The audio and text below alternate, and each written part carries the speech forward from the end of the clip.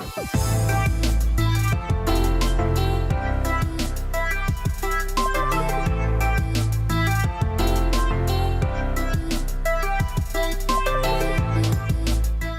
Dr. Beth Bisbey. I'm a psychologist and a sex and intimacy coach.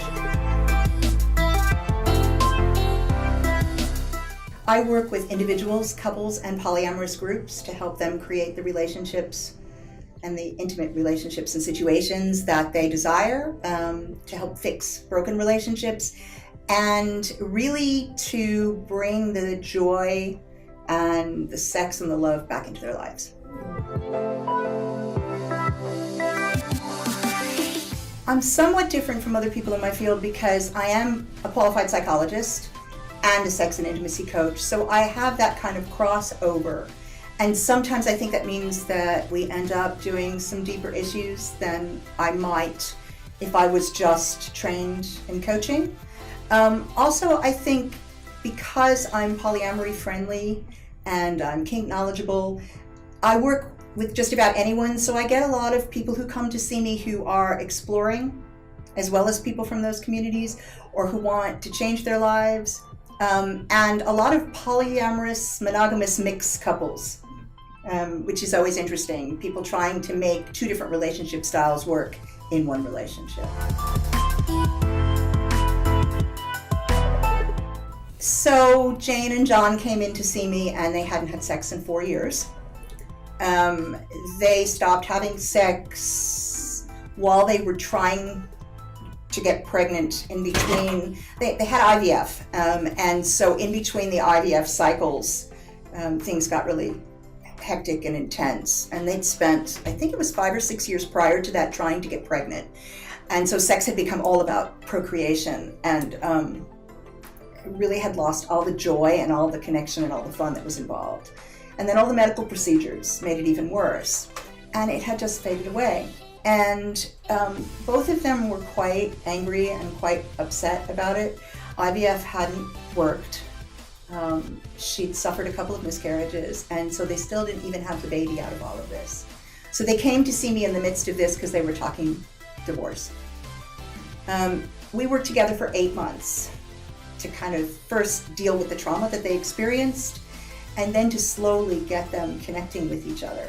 I think one of the most important bits was teaching them how to argue productively and to stop throwing barbs at each other, because what they would do is, you're a horrible person, you're a this, you're a that, rather than focus on the behavior or what was bothering them. And so everything they did was destructive and tearing down, and it was teaching them to build up and build up and build up.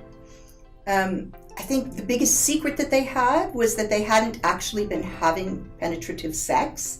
So for me, this was one of the most interesting bits, that they had originally been referred by the IVF team. And none of the doctors had ever figured out that the main reason that they didn't get pregnant was because they didn't have sexual intercourse.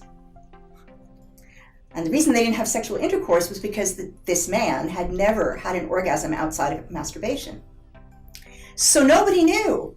They never had treatment, and they just went away and went into IVF, and people got really worried about their attitude towards each other, and it failed, and everybody was terribly upset, so they sent them to me. At the end of the 8 months, they actually had a working relationship. They still didn't have penetrative sex because he had a really serious fetish, and it was really difficult to work with that. But they actually had sex that involved pleasuring each other, so they were touching each other again. 6 months after they stopped working with me, I got a phone call. She'd become pregnant, naturally. So they had sex for the first time, and he'd actually managed to ejaculate, and so she'd gotten pregnant naturally, and they were gonna have a baby. So I think that's probably one of my favorite cases, because it's got all the elements of the problems that people come to me with, which is there's secrecy, there is impacted anger, and there's tons of shame, and then a lack of communication. And those are the issues that need to be resolved. And the actual sexual part of things is much easier to work with once you've resolved all the communication and the shame and all of that kind of repressed rage, and given them better ways to actually communicate with each other.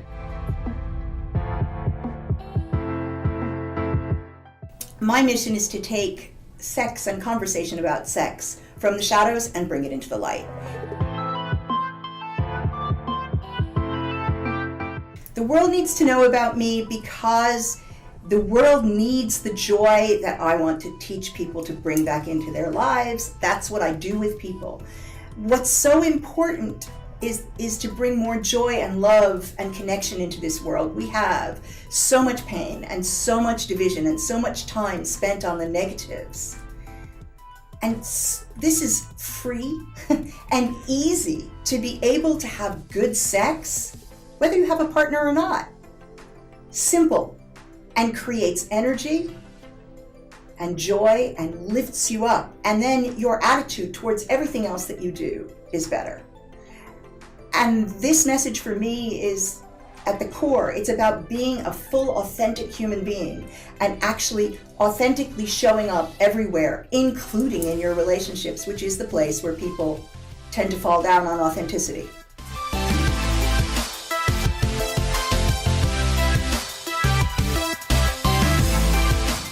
So if you're interested in connecting with me, you can find me on theintimacycoach.com, and that's the-intimacy-coach.com. You can find me on Facebook, YouTube, Twitter, Instagram. All of them either look for Dr. Bisbey, which is D-R-B-I-S-B-E-Y, or Dr. Lori Beth Bisbey.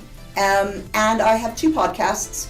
One is the A to Z of Sex, and the other one is Sex Spoken Here, and both of those are on iTunes and Stitcher and a variety of other podcast outlets. You can also find me on my channel on Binge Networks.